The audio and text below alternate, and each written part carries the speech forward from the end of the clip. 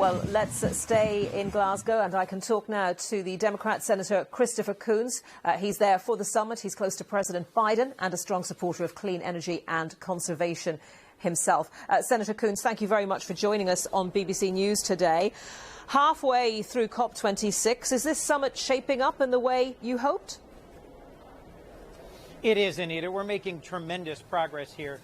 I'm leading a bipartisan delegation of senators. We've got in total more than 24 members of Congress coming to this COP to support the strong leadership that's already been demonstrated by our President Joe Biden. And last night, the Congress of the United States finally passed and sent to President Biden's desk an infrastructure bill. It's a $1.2 trillion infrastructure bill that includes $120 billion for clean energy, more than $70 billion for new clean energy deployments, and something like $40 billion in climate resiliency investments. I'm optimistic, Anita, that in the coming weeks we will pass an even bigger bill. This will be a Democrat-only bill that'll include $555 billion in investments in combating climate. In combination, this will put us close to $1 trillion in total investments in this administration so far, and that gives some real lift to the promises made here by our President Joe Biden. The infrastructure bill will massively boost spending on areas such as road and bridge building as well, won't it? As well as investment in ports and airports. So how green really is it in totality? It's going to make a significant, generational investment in things like, for example, electric vehicle charging stations. We have a scattered number of stations across our country, but as you know, we have a very large continent-wide country. If we're going to provide tax incentives for millions of Americans to buy electric vehicles, there also have to be charging stations. And this will be the single largest investment in building out those stations in the history of our country.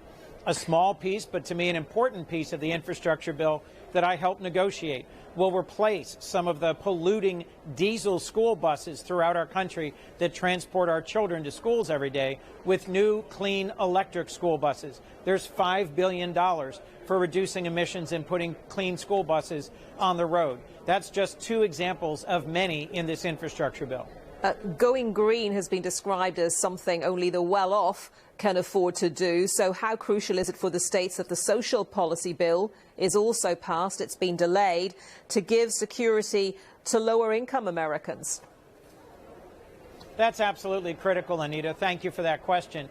One of the reasons I think the so-called Build Back Better bill will be a critical part of President Biden's initiative here for our country is that it'll provide support for things like daycare, for elder care, for reducing health care costs in the United States that'll impact working class Americans. There's also a child tax credit that has cut child poverty in the United States already in half. That'll be further extended. So in addition to the $555 billion in climate investments that will make these investments more affordable, more sustainable for a wide range of Americans, there's also specific social policies in the next bill we're taking up and sending to the president that's designed to balance out the infrastructure bill that just got sent to his desk late last night.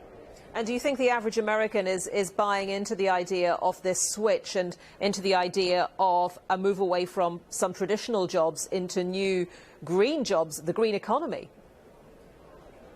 Well, two things have changed since the last, in COP21, which was in Paris 5 years ago, which was the last one I attended. There have been some critical changes in the American society and our economy. First, demonstrably, our climate is changing. The number of wildfires out in California, tornadoes in the center of our country, hurricanes, record hurricanes pummeling our East Coast has made believers out of millions of Americans who were climate skeptics 5 years ago. There's also a big change amongst the opinions of younger Americans. And 5 years ago when I was in Paris, there were dueling delegations. Senate Republicans who were there to say climate change is a hoax, and Senate Democrats there to say that climate change is urgent and real and we must address it. At this conference, we have both Democrat and Republican members of Congress present who are all agreeing that the climate is changing, that human activity is contributing to it, and we must take decisive action. That's a significant move forward for American politics, and I think it reflects a change in the attitude of the average American. And that is undoubtedly a step forward if you're on the same page at this summit.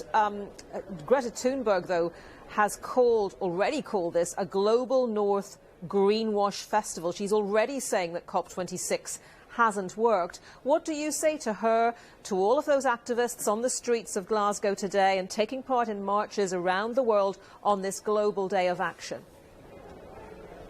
Look, I would say to the tens of thousands of protesters who are outside here in Glasgow right now that they need to continue the pressure.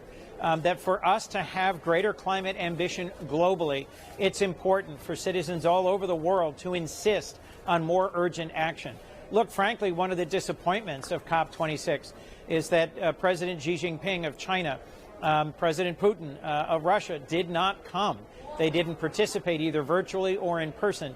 And a number of developing countries that are among the largest emitters in the world didn't update their nationally determined contributions. So we had a positive meeting with the Chinese delegation earlier here today, but we've got to expect more climate ambition across a wide range of topics if we're going to meet the urgency of this moment. There have been 2 significant advances already. More than 100 countries have pledged to reduce methane dramatically. Methane, as you know, contributes more to global warming than does carbon dioxide. It's a more intense pollutant. And a global commitment to combat deforestation.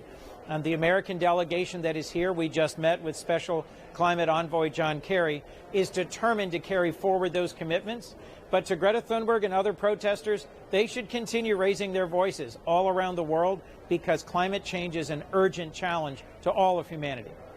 Senator Chris Coons, good to talk to you. Thank you very much for joining us on BBC News today. Thank you, Anita.